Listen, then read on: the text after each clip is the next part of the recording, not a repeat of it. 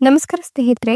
ಕನ್ಯಾ ರಾಶಿಯವರಿಗೆ ಭಗವಂತ ಕೊಟ್ಟಿರ್ತಕ್ಕಂಥ ಅತ್ಯದ್ಭುತವಾದಂತಹ ವರಗಳು ಯಾವುವು? ಕನ್ಯಾ ರಾಶಿಯವರು ಜೀವನದಲ್ಲಿ ಏನೆಲ್ಲ ಲಾಭಗಳನ್ನ ಪಡೆದುಕೊಳ್ತಾರೆ, ಯಾವೆಲ್ಲ ಸವಾಲುಗಳನ್ನ ಎದುರಿಸಬೇಕಾಗತ್ತೆ, ಏನೆಲ್ಲ ಅಡ್ಡಿ ಆತಂಕಗಳು ಇವರ ಜೀವನದಲ್ಲಿ ಎದುರಾಗತ್ತೆ, ಹಾಗೆ ಇವರು ಅನುಭವಿಸ್ತಕ್ಕಂಥ ಒಂದಷ್ಟು ಕಷ್ಟ ಕಾರ್ಪಣ್ಯಗಳಿಂದ ಮುಕ್ತಿಯನ್ನ ಪಡೆಯೋದು ಹೇಗೆ, ಇವರ ಜೀವನದಲ್ಲಿ ಯಾವ ಯೋಗ ನಿರ್ಮಾಣವಾಗ್ತಿದೆ, ಹೇಗಿರ್ಲಿದೆ ಇವರ ರಾಶಿ ಭವಿಷ್ಯ, ಎಲ್ಲವನ್ನೂ ಕೂಡ ಹೇಳ್ತಾ ಹೋಗ್ತೀನಿ. ಅದಕ್ಕಿಂತ ಮೊದಲು ಪ್ರತಿದಿನ ದಿನ ಭವಿಷ್ಯ ತಿಳಿಯಲು ನಮ್ಮ ಚಾನೆಲ್ ಅನ್ನ ಸಬ್ಸ್ಕ್ರೈಬ್ ಮಾಡಿ, ಹಾಗೆ ಬೇಗನೆ ನಮ್ಮ ವಿಡಿಯೋದ ನೋಟಿಫಿಕೇಶನ್ ಪಡೆಯಲು ಬೆಲ್ ಬಟನ್ ಕ್ಲಿಕ್ ಮಾಡಿ ಆಲ್ ಅಂತ ಕ್ಲಿಕ್ ಮಾಡ್ಕೊಳ್ಳಿ. ಹಾಗೆ ನಿಮ್ಮ ಜೀವನದ ಸಕಲ ಸಮಸ್ಯೆಗಳಾದಂತಹ ಸತಿಪತಿ ಕಲಹ, ಪ್ರೀತಿಯಲ್ಲಿ ಮೋಸ, ಭೂಮಿ ವಿಚಾರ, ಕೋರ್ಟ್ ಕೇಸ್, ವ್ಯಾಪಾರ, ಹಣಕಾಸಿನ ತೊಂದರೆ, ಸಾಲಬಾಧೆ, ಸ್ತ್ರೀಯರ ಗುಪ್ತ ಸಮಸ್ಯೆ, ಹೀಗೆ ಹಲವಾರು ಸಮಸ್ಯೆಗಳಿಗೆ ಶಾಶ್ವತ ಪರಿಹಾರ ಮಾಡಿಕೊಡ್ತಾರೆ. ಡಿಸ್ಪ್ಲೇ ಮೇಲೆ ಕಾಣ್ತಕ್ಕಂಥ ಕುರುಚಿ ನಂಬರ್ಗೆ ಒಮ್ಮೆ ಕರೆ ಮಾಡಿ ನೋಡಿ. ಹೌದು, ಕನ್ಯಾ ರಾಶಿಯವರಿಗೆ ಭಗವಂತನು ಅತ್ಯದ್ಭುತವಾದಂತಹ 4 ವರಗಳನ್ನ ಕೊಟ್ಟಿದ್ದು,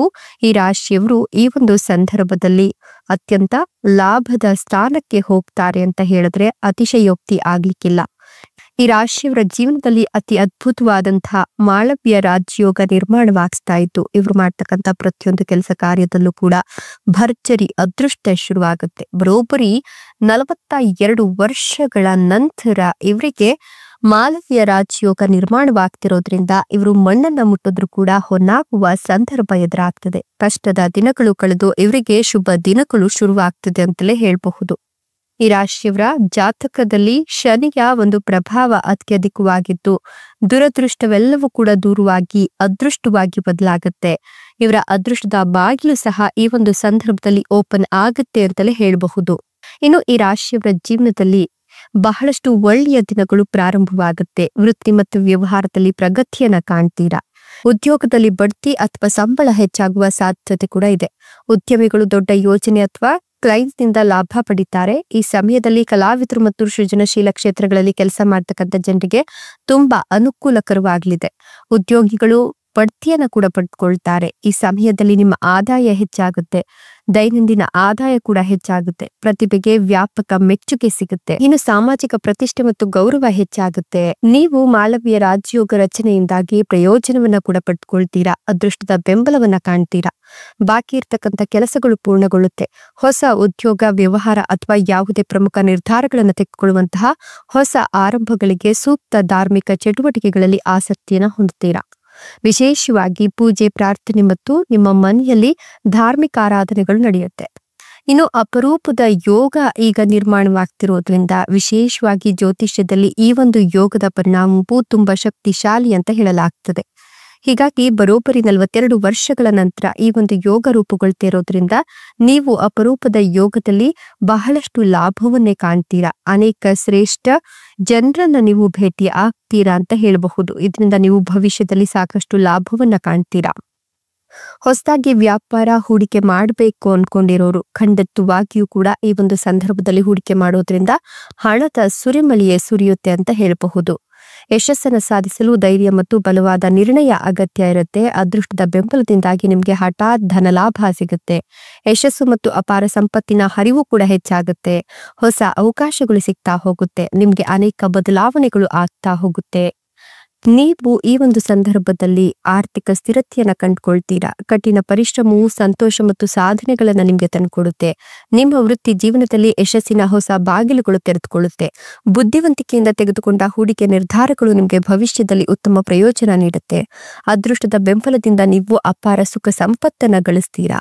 ನಿಮ್ಮ ಸಂಗಾತಿಯಿಂದ ಉತ್ತಮ ಸಹಕಾರ ಸಿಗುತ್ತೆ. ಜೀವನದಲ್ಲಿ ಬರುವ ಎಲ್ಲಾ ರೀತಿಯ ಸಮಸ್ಯೆಗಳನ್ನ ಧೈರ್ಯದಿಂದ ಎದುರಿಸಿ ಮುನ್ನುಗ್ತೀರಾ. ಅದೃಷ್ಟದ ಬೆಂಬಲದಿಂದ ನೀವು ಅಪಾರ ಸುಖ ಸಂಪತ್ತು ಗಳಿಸುವ ಮೂಲಕ ಜೀವನದಲ್ಲಿ ದೊಡ್ಡ ಯಶಸ್ಸನ್ನ ಕೂಡ ಕಾಣ್ತೀರಾ. ಇನ್ನು ಈ ಸಂದರ್ಭದಲ್ಲಿ ನೀವು ಮಾಡಿದ ವಿವಿಧ ಹೂಡಿಕೆಗಳ ದೊಡ್ಡ ಲಾಭ ಸಿಗುತ್ತೆ. ಬಹಳ ಮುಖ್ಯವಾಗಿ ನಿಮ್ಮ ದೊಡ್ಡ ಗುರಿಗಳನ್ನ ಸಾಧಿಸಲಿಕ್ಕೆ ನೀವು ಶ್ರಮಿಸ್ತೀರಾ. ನಿಮ್ಮ ನಾಯಕತ್ವದ ಗುಣದಿಂದಾಗಿ ದೊಡ್ಡ ಯಶಸ್ಸು ನಿಮ್ಗೆ ಸಿಗುತ್ತೆ. ಆರ್ಥಿಕವಾಗಿ ನೀವು ಮತ್ತಷ್ಟು ಸದೃಢರಾಗಿ ನಿಲ್ತೀರಾ. ಹಠಾತ್ ಧನ ಲಾಭದಿಂದ ನೀವು ಅಂದುಕೊಂಡ ಕನಸುಗಳು ಈ ಸಂದರ್ಭದಲ್ಲಿ ನನಸಾಗುತ್ತೆ. ಉದ್ಯೋಗ ರಂಗದಲ್ಲಿ ಸಾಕಷ್ಟು ಪ್ರಗತಿಯನ್ನ ಕಾಣ್ತೀರಾ, ಯಶಸ್ಸನ್ನ ಕಾಣ್ತೀರಾ. ಇನ್ನು ಈ ಒಂದು ಸಂದರ್ಭದಲ್ಲಿ ವಿದೇಶದಲ್ಲಿ ನೀವು ಓದ್ಬೇಕು ಅನ್ನೋ ನಿಮ್ಮ ಕನಸು ಈ ಸಂದರ್ಭದಲ್ಲಿ ಈಡೇರುತ್ತೆ ಅಂತ ಹೇಳಬಹುದು. ನೀವು ಅನೇಕ ಹೊಸ ಬದಲಾವಣೆಗಳನ್ನ ಕಾಣೋದ್ರ ಜೊತೆಗೆ ಯಶಸ್ಸು ಮತ್ತು ಅಪಾರ ಸಂಪತ್ತಿನ ಹರಿವು ಹೆಚ್ಚಾಗುತ್ತೆ. ಸಾಲವಾಗಿ ನೀಡಿದಂತಹ ಹಣ ವಾಪಸ್ ಕೈ ಸೇರುತ್ತೆ. ಜೀವನದ ಎಲ್ಲಾ ಸವಾಲುಗಳನ್ನು ಎದುರಿಸಿ ಯಶಸ್ಸು ಸಾಧಿಸಲು ಧೈರ್ಯ ಮತ್ತು ಬಲವಾದ ನಿರ್ಣಯ ಅಗತ್ಯ ಇರುತ್ತೆ. ಅದೃಷ್ಟದ ಬೆಂಬಲದಿಂದಾಗಿ ನಿಮ್ಗೆ ಹಠಾತ್ ಧನ ಲಾಭ ಆಗತ್ತೆ. ಬುದ್ಧಿವಂತಿಕೆಯಿಂದ ನೀವು ಸಾಕಷ್ಟು ಕೆಲಸಗಳಲ್ಲಿ ಪ್ರಗತಿಯನ್ನ ಸಾಧಿಸ್ತೀರಾ. ಜೊತೆಗೆ ಇನ್ನೂ ಕೂಡ ಮದುವೆ ಆಗಿಲ್ಲ ಅನ್ನೋರಿಗೆ ಈ ಸಂದರ್ಭದಲ್ಲಿ ಕಂಕಣ ಭಾಗ್ಯ ಕೂಡಿ ಬಂದಿದ್ದು ಉತ್ತಮ ವಧುವರರ ಪ್ರಸ್ತಾಪಗಳು ಕೂಡ ಕೇಳಿ ಬರುತ್ತೆ. ಇನ್ನೂ ಕೂಡ ಮಕ್ಕಳಾಗಿಲ್ಲ ಅನ್ನೋರು ಈ ಸಂದರ್ಭದಲ್ಲಿ ನಿಮ್ಮ ಪ್ರಯತ್ನದ ಪ್ರತಿಫಲ ಎಂಬಂತೆ ನಿಮ್ಗೆ ಪುತ್ರ ಸಂತಾನ ಪ್ರಾಪ್ತಿಯಾಗುತ್ತೆ ಅಂತ ಹೇಳಬಹುದು. ನೀವು ಕೋಟ್ಯಾಧಿಪತಿಯಾಗುವ ಯೋಗ ಇದ್ದು ಬಹಳ ದಿನಗಳ ನಿಮ್ಮ ಕನಸು ಈ ಸಂದರ್ಭದಲ್ಲಿ ನನಸಾಗುತ್ತೆ ಅಂತ ಹೇಳಬಹುದು. ಮಕ್ಕಳ ಕಡೆಯಿಂದಲೂ ಕೂಡ ನೀವು ಸಿಹಿ ಸುದ್ದಿಯನ್ನ ಕೇಳ್ತೀರಾ. ಜೊತೆಗೆ ಈ ರಾಶಿಯವರ ಜೀವನದಲ್ಲಿ ವ್ಯಕ್ತಿತ್ವ ಸುಧಾರಿಸೋದ್ರಿಂದ ಅವಿವಾಹಿತರು ಅದ್ಭುತವಾದಂತಹ ದಾಂಪತ್ಯ ಜೀವನವನ್ನ ಕಂಡುಕೊಳ್ತಾರೆ. ಅವಿವಾಹಿತರಿಗೆ ವಿವಾಹ ಪ್ರಸ್ತಾಪ ಸಿಗೋದ್ರಿಂದ ಈ ಸಮಯದಲ್ಲಿ ನಿಮ್ಮ ಸಂಗಾತಿಯು ಪ್ರಗತಿಯನ್ನ ಸಾಧಿಸ್ತಾರೆ. ಇನ್ನು ನಿಮ್ಮ ಸೌಕರ್ಯಗಳು ಮತ್ತು ಸೌಲಭ್ಯಗಳು ಹೆಚ್ಚಾಗ್ತಾ ಹೋಗುತ್ತೆ. ನಿಮ್ಮ ಮನಸ್ಸು ಇದರಿಂದ ಸಂತಸಗೊಳ್ಳುತ್ತೆ ಅಂತಲೇ ಹೇಳಬಹುದು. ವೃತ್ತಿ ಜೀವನದಲ್ಲಿ ಮುಂದುವರಿಯಲು ನೀವು ಸಾಕಷ್ಟು ಹೊಸ ಅವಕಾಶಗಳು ಸಿಗ್ತಾ ಹೋಗುತ್ತೆ. ನಿಮ್ಮ ಬಾಕಿ ಇರುವ ಎಲ್ಲಾ ಕೆಲಸಗಳು ಕೂಡ ಈ ಸಂದರ್ಭದಲ್ಲಿ ಪೂರ್ಣಗೊಳ್ಳುತ್ತೆ ಅಂತ ಹೇಳಬಹುದು. ನೀವು ಬಯಸಿದ ಉದ್ಯೋಗವನ್ನ ಹುಡುಕ್ತಾ ಇದ್ರೆ ನಿಮ್ಮ ಕಾಯುವಿಕೆ ಕೊನೆಗೊಳ್ಳುತ್ತೆ. ನಿಮ್ಗೆ ಈ ಸಮಯದಲ್ಲಿ ಶುಕ್ರ ಸಂಚಾರ ಇರೋದ್ರಿಂದ ಲಾಭವನ್ನ ಪಡ್ಕೊಳ್ತೀರಾ. ಹಾಗೆ ನೀವು ಬಯಸಿದ ಉದ್ಯೋಗ ಕೂಡ ಸಿಗುತ್ತೆ ಅಂತ ಹೇಳಬಹುದು. ಇನ್ನು ಉದ್ಯೋಗದಲ್ಲಿ ನಿಮ್ಗೆ ಬಡ್ತಿ ಕೂಡ ಸಿಗುತ್ತೆ. ವೃತ್ತಿ ಜೀವನದಲ್ಲಿ ಬಡ್ತಿಗೆ ಸಂಬಂಧಿಸಿದ ಅನೇಕ ಹೊಸ ಕೆಲಸಗಳನ್ನ ನೀವು ಪಡಿತೀರಾ. ಕುಟುಂಬದೊಂದಿಗೆ ಎಲ್ಲಾದ್ರೂ ಹೋಗ್ಬೇಕು ಅಂತ ನೀವು ಯೋಜನೆಯನ್ನ ಹಾಕೊಂಡಿದ್ರೆ ನಿಮ್ಮ ಮನಸ್ಸು ಈ ಸಂದರ್ಭದಲ್ಲಿ ಸಂತಸವಾಗುತ್ತೆ. ನಿಮ್ಮ ಜೀವನ ಸಂಗಾತಿಯೊಂದಿಗೆ ನೀವು ಈ ಸಂದರ್ಭದಲ್ಲಿ ಎಲ್ಲಾದ್ರೂ ರೊಮ್ಯಾಂಟಿಕ್ ಸಮಯವನ್ನ ಕಳಿಬಹುದು. ಇನ್ನು ನೀವು ಈ ಸಂದರ್ಭದಲ್ಲಿ ಹೊಸದಾಗಿ ಏನಾದ್ರೂ ಮಾಡಬೇಕು, ಹೊಸದಾಗಿ ಯಾವ್ದ್ರಲ್ಲಾದ್ರೂ ನಿಮ್ಮನ್ನು ನೀವು ತೊಡಗಿಸ್ಕೊಳ್ಬೇಕು ಅನ್ಕೊಂಡಿದ್ರೆ ಖಂಡಿತವಾಗಿಯೂ ಕೂಡ ಈ ಸಂದರ್ಭ ನಿಮ್ಗೆ ಸಾಕಷ್ಟು ಲಾಭವನ್ನ ತಂದುಕೊಡುತ್ತೆ. ಈ ಒಂದು ಸಂದರ್ಭವನ್ನ ನೀವು ನಿಮ್ಮ ಅನುಕೂಲಕ್ಕೆ ತಕ್ಕಂತೆ ಬಳಸ್ಕೊಂಡ್ರೆ ಲಾಭ ನಿಮ್ಮದೇ.